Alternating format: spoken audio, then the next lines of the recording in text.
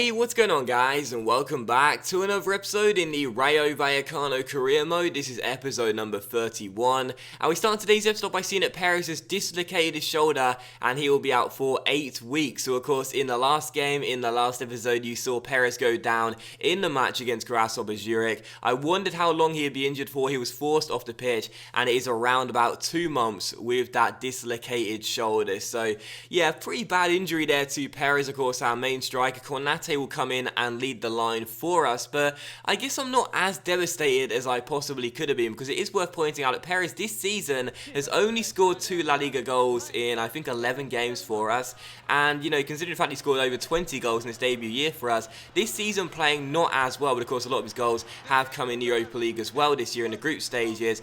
It is still a bad injury and we will miss him, that is for sure. I'd much prefer a fitter Perez with us, but it's not as bad as it possibly could have been, it's not as long as it possibly could have been, and I think we'll be okay without our main striker. But still, for the first game of today's episode here, coming on the back of that sensational 4-0 win against Grasshopper Zurich in the last game, in the last episode, we took on Las Palmas here at the Estadio de Vallecas. It was one of those typical FIFA 16 games where chances were very, very rare, barely any clear-cut opportunities and highlights, only one in the first half and really one all game until with just 2 minutes of normal time to go. Las Palmas surrendered possession, gave the ball away. Our right back Ivan Lopez picked it up, crossed the ball into the centre, and Konate, our number 9, starting ahead of Iosa Perez, shows us that we don't need to worry too much, because he'll be able to bang in the goals for us in Perez's absence as he gets his first goal in La Liga this season. So Konate with the header to win us the game, and that is how the game would finish. Final score, Rayo 1, Las Palmas 0, and genuinely, quite seriously, this was one of the worst games of FIFA I've ever played. There was basically nothing going on whatsoever. It was one of those typical games where sadly I could not break down the opposition, and the opposition didn't really care too much about creating chances themselves. So I knew pretty much from the first 5 in-game minutes it was going to be one of those really boring games to play. But in the end, I didn't really mind too much, because we got to see Konate win us the game with a couple of minutes to go, and I think that really is something to talk about this year as well. Right now we are still top of the table, and we're still picking up wins in games where I don't really play my best football. And that's the funniest thing about this season so far, because yes, in a lot of games you see in the stats that we've had more possession than our opponents, more shots than our opponents as well, and you wouldn't say that too many of our victories so far this season have been exactly what I'd call undeserved victories, but they're still not convincing wins, and that certainly wasn't a convincing win at all. That goal we scored was literally the only proper chance I created in the entire game, and it was a simple cross into the box and a header by Konate. But that's the really encouraging thing for me this season. Even when I'm not playing my best, even when we're not playing our best football and I'm not controlling the players as well as I possibly could, we're still getting results, be them 1 point or the maximum 3 points. And as we stay top of the table right now, I've mentioned it a couple of times, I don't want to jinx it. There's still an awful long way to go, of course, 2/3 of the season left, but you never know. This could be a possible Leicester City type of season. I really do feel that is a possibility. But still, for the second game of today's episode here, we will take on Real Zaragoza in the Copa del Rey round of 32 second leg. Now, of course, in the first leg, we won the Estadio de Vallecas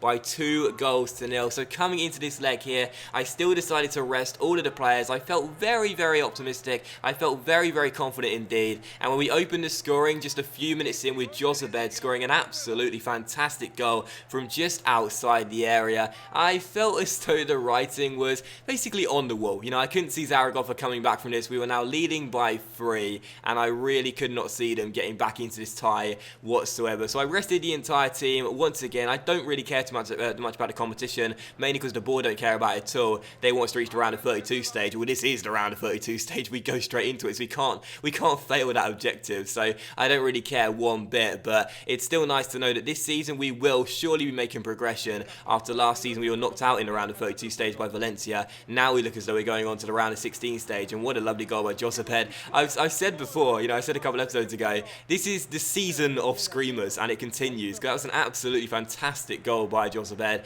as we opened the scoring and made it 1-0. 1-0 soon became 2-0 in the 12th minute. Borja Mayoral scored what I believe is his first goal of the season, or possibly his second goal of the season, thinking about it, getting on the end of this corner and heading the ball into the back of the net. It was really poor marking in the centre. Mayoral got ahead of his man, won the header, and the goalkeeper couldn't keep it out as the former Real Madrid striker puts us 2 goals up. So now it's 4-0 on aggregate, and the truth be told, you know, this was This was 18 minutes into the game, and I felt as though if we really wanted to push it, we could humiliate Zaragoza. Really, we were far in control of this game, the far superior side.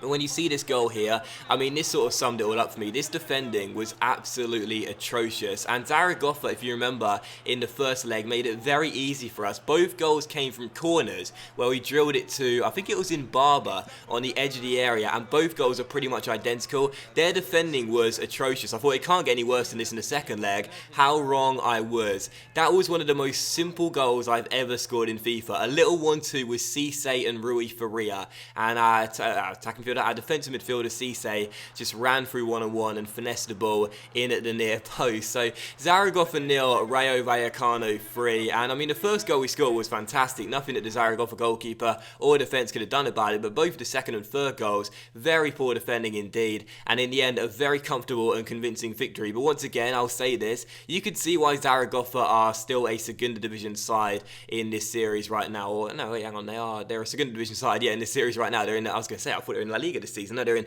the Segunda Division in the second season. You can see why. You know, they were really, really poor defensively. And of course, this goal was just wonderful. Don't get me wrong, I'll take nothing away from this goal. But the other two goals, I mean, the third one, like when I scored it with Cisse playing the 1-2 with Faria, I was thinking, that's probably the goal that I should show the sliders for, not this wonderful strike, because you guys know that I'm scoring so many screamers this season. It's not too surprising, but that third goal was just pathetic, really. But anyway, we won the game by 3-0, and in the end, the tie by 5-0. We're into the round of 16 stage, and don't get me wrong, it is a Segunda Division side, but it's still quite embarrassing how poor they were defensively. It's kind of funny as well, because Zaragoza were a side I was thinking about doing a Road to Glory series with this year in the club and country, but in the end decided against it because I did a Spanish side last year. But anyway, as you can see right here, we come into a squad report. We've now into December. We're now 1 month away from the January transfer window, so you can see how the side is currently getting on right now, how many players are developing and looking pretty decent. I must say I am considering selling a couple of these players in the January transfer window. Of course, Nacho looks as though he's definitely on his way out of the club, and I'm also contemplating cashing in on Leiva early as well, because he's had a very poor start to his Rayo career, and I wouldn't mind selling him for a few £1,000,000 and looking to buy someone else instead. But I might just keep him here anyway and see how he gets on in the second half of the season. It would kind of be harsh to sell him after just one half of the season gone. But yeah, Nacho will certainly be going, and I'm thinking about where I want to improve my side. But right now, as you can see, 12 games in, 10 wins, 1 draw, and of course just a 1 defeat, which is away at the Messiah against Valencia. We're top of the table with 31 points, and the truth of the matter is, I don't really feel like we need to do much improving in January. I think really just keeping the core squad here, keeping all the players here, and also maybe making one improvement if we can as well. I think really that's all we need to do, because even though in Europe right now we're struggling, we need to beat Lyon in the final game of the group by 2 clear goals, or win just by the 1 goal and hope that Grass will beat Perez. Otherwise we go out. In the league, you know, top of the table, in the Copa del Rey into the round of 16 stage, we're making improvements, and really I feel as though we don't need to change the squad right now as things are. Just keep everyone here and keep everyone happy. But still, for the third and final game of today's episode here, we will take on Granada back in La Liga, duties away from home. First chance the game fell here just 19 minutes in. Ceballos' strike was deflected and put wide of the post, but very close to that one. And then from the corner, a dam across the wing to the centre. Mero on the header, but it was turned over the bar by the goalkeeper Kaleva as it stayed at 0-0. 10 minutes to go before the break, though, it was still goalless. Granada hadn't really done much in this first half. We had a really good chance to take the lead, though, with Ivan Lopez playing it down the right-hand side towards Adama, who took his time, crossed the ball into the centre, and Dani Ceballos got the run on the defender, headed the ball in, and made it Granada 0, Rayo Vallecano 1. You may have seen just before the game as well, Adama had 6 assists before coming to this game. That's now assist number 7. I am really, really liking this guy, and as someone that appreciates a really nice assist, if you watch my FIFA 15 My Player series last year, you know that was all what my player used to do, get those assists instead of the goals. I'm really liking Adama's contribution to this team. He scored a couple of goals, but his main contribution is crossing the ball in and getting those assists. A great ball into the centre, and Dani Ceballos, our number 7, not a tall player by any means, has now scored a couple of headers this year, and that's goal number 5 in La Liga 2. What a start for our new attacking midfielder. So 1-0 to Rayo. Granada's first and only chance to half fell there, that shot being well saved by Kepa, and it was still 1-0. And in the second half, it was still 1-0 to Rayo. The home side hadn't really done too much of note. We had a great chance to secure the points here as well, with Hermoso on the ball, finding Cornate. His strike was well saved by the goalkeeper, but as it fell to Adama, what a miss that was with me. How I failed to hit the target there, I've got no idea, as we still led by a goal. So an open goal, I put the ball wide. Would we rue that missed chance? Well, the answer was yes, because with 2.5 minutes to go, how about this? Granada, who hadn't really done too much in this game whatsoever, would rescue themselves a point with Marquez hitting a sensational volley on the edge of the area and making it 1-1. A cross into the box was deflected. It was then headed on towards Marquez, who on a 180 turn managed to volley the ball in with the left foot into the bottom corner. And I said it in this episode, I've said it a couple episodes now, this is the season of screamers. Well, clearly not just for us. What a fantastic goal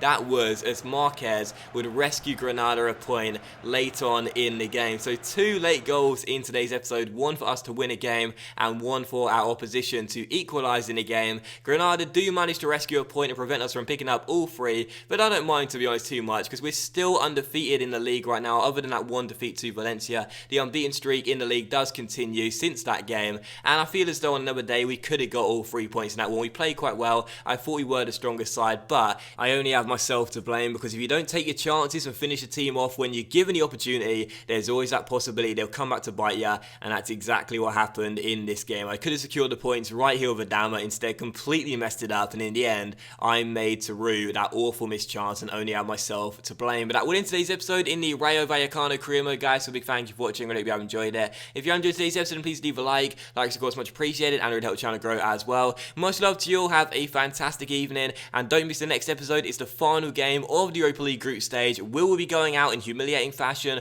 or will we make it through? Don't miss it, and I'll see you for that episode very soon.